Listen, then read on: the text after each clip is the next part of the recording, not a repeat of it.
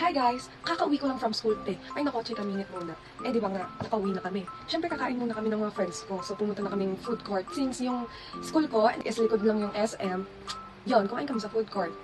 After namin kumain, nag-CR ako.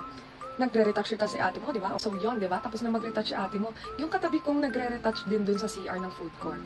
Girl, tinanong ako kung anong perfume ko daw. Gusto ko sana i-gatekeep kaso nice naman siyang nagtanong. So yon, binigay ko yung name. Sabi niya kanina, pagdaan na pagdaan ko pa lang daw, amoy na amoy niya na daw yung pabango ko. So yeah, yung pabango ko is from Sex Zone, yung Bloom doon. Actually, marami silang variant doon. Iba't ibang amoy pabango, pero yung Bloom talaga yung nagustuhan ko.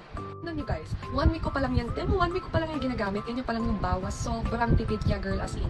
Ito pala yung amoy nun. But bago natin amuyin, let's appreciate the packaging. Diba girl, sobrang expensive. Oh, sa murang halaga girl. Ito na yung matatanggap mo na natin.